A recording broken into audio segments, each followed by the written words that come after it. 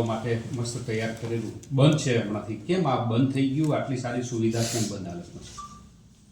વિશ્રામ સદન power grid દ્વારા CSRમાં મળેલ એક ખૂબ જ ઉમદા ક્રિએશન છે.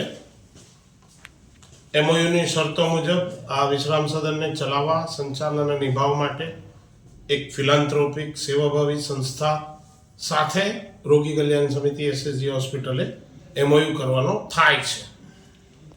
છેલ્લો MOU દીપક ફાઉન્ડેશન સાથે કરેલ અવધિ પૂર્ણ થતાં દીપક ફાઉન્ડેશને હવે આગળ અમે આ વિશ્રામ સદનનું સંચાલન નિભાવી શક્ય નથી એવું કહેતા અમે છાપામાં જાહેરાત આપી છે અને સંચાલન નિભાવવા માટે સખાવતી સંસ્થાઓ તરફથી અરજીઓ મંગાવવામાં આવી છે. ફક્ત 2 જ અરજીઓ આવેલ.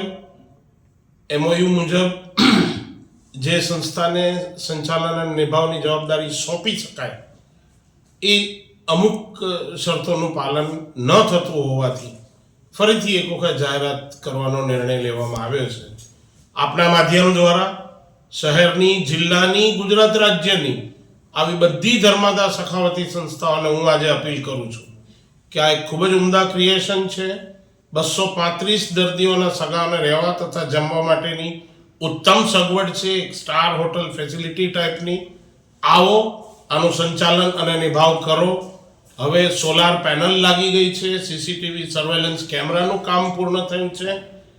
આવનારી સંસ્થાઓ માટે ખર્ચ ઓછામાં ઓછો થાય એ પ્રકારનું આયોજન અમે કર્યું છે. તો આપ આવો અને આના સંચાલન અને નિભાવની જવાબદારી માટેની તૈયારી દર્શાવો. સર, ચૂક ક્યાં થઈ? કારણ કે આ દીપક ફાઉન્ડેશન છોડે એ પહેલા કંઈ કોઈને આપી દેવાની જરૂર હતી. અત્યારે દર્દીના સગા ધક્કા ખાઈને પાછા જઈ રહ્યા છે, જેની સુવિધા 3 વખત પત્રકાર પ્રેસમાં જાહેરાત આપવા છતાં સંસ્થાઓ આવતી નથી, તો હું કોને બોલાવીને સોંપી દઉં? તો શું કંઈ થઈ શકે એવું છે? સંસ્થા આવતી નથી તો એટલે તમે આપના માધ્યમ દ્વારા અપીલ કરી કે આપ આને બહોળો પ્રતિસાદ આપો. આ પ્રકારની સખાવતી ધર્મદાસ સંસ્થાઓને જાણ થાય કે આવી એક પ્રવૃત્તિ છે, ગરીબ ગુરબા માટે ખૂબ જ મદદરૂપ થાય તેવી, એમાં ભાગ લઈએ, સયાજી હોસ્પિટલના વહીવટને મદદ કરીએ. સર, આટલો 22 કરોડ રૂપિયાના ખર્ચે બન્યું છે CSRમાં. રોગી કલ્યાણ સમિતિમાંથી ખર્ચો પાડી નથી કરી શકાય એવું આવ્યું કે સરકાર જોડેથી કંઈ ગ્રાન્ટ માગી? પાવર ગ્રીડ સાથે થયેલા MOU મુજબ આ એનું સંચાલન અને નિભાવ કોઈ એક એજન્સીને આપવાનો થાય છે.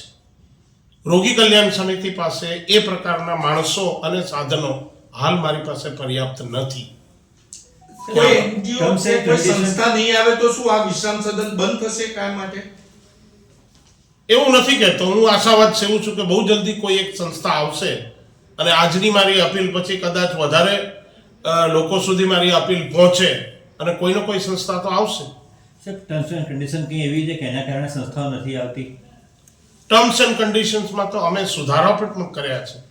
અગાઉની કન્ડિશન પ્રમાણે 75 રૂપિયા પ્રતિ રાત પ્રતિ પથારી પ્રતિ વ્યક્તિ રાખેલું, જે હવે અમે ઘટાડીને 50 રૂપિયા કરી દીધું છે. કોઈ પણ જગ્યાનું સંચાલન અને નિભાવ માટે એક મિનિમલ પૈસા રાખવા જરૂરી હોય છે. સર, ડિપોઝિટની એમાં કંઈ તકલીફ થઈ જાય? એવી કોઈ ડિપોઝિટ અમે લેતા નથી. ઓકે. ફક્ત કદાચ તકલીફ એવી પડી દીપક ફાઉન્ડેશન વખતે કે અમારા દર્દીના સગાઓએ ત્યાં જઈને રહેવાનું બહુ મુનાસિબ નથી સમજ્યું. બહોળા પ્રચાર અને પ્રસાર માધ્યમ છતાં દર્દીના સગાઓ હંમેશા દર્દીની ખૂબ જ નજીક, ભલે તકલીફ પડે પણ ત્યાં જ રહેવાનું પસંદ કરે છે અને આ પ્રકારની ઉત્તમ સુવિધાનો લાભ લેતા નથી. Sir, thank you. અતુલભાઈ, શું કહેશો જે SSGમાં જે દર્દીઓ છે તેના સગાવાલા માટે વિશ્રામ સદન બનાવવામાં આવ્યું છે ને અત્યારે એની મિસમાર હાલે, શું કહે? મધ્ય ગુજરાતની સૌથી મોટી હોસ્પિટલ એટલે કે સર સયાજી જનરલ હોસ્પિટલ. આ હોસ્પિટલમાં ગુજરાતના, રાજ્યની બહારના, મહારાષ્ટ્રથી, સૌરાષ્ટ્રથી તમામ લોકો અહીંયા દર્દીઓ આવતા હોય છે. 2 મહિના સુધી એમને અહીંયા સુવિધાઓ લેવાની હોય છે. સ્વજનો પણ સાથે આવતા હોય છે. સર સયાજી હોસ્પિટલને કંપનીઓ દ્વારા 22 કરોડ રૂપિયા આપવામાં અને એના થકી અહીંયા વિશ્રામ સદન બનાવવામાં આવ્યું.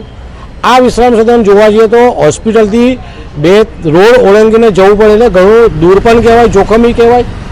સાથે જે પણ સ્વજનો આવે છે એ સ્વજનો માટે આ હોસ્પિટલ છે, પરંતુ સર સયાજી હોસ્પિટલના સત્તાધીશો, અધિકારીઓ, સુપ્રિન્ટેન્ડન્ટની માંડીને તમામ લોકોએ વ્યવસ્થિત આનો પ્રચાર પ્રસાર કર્યો નથી, જાહેરાત કરી નથી.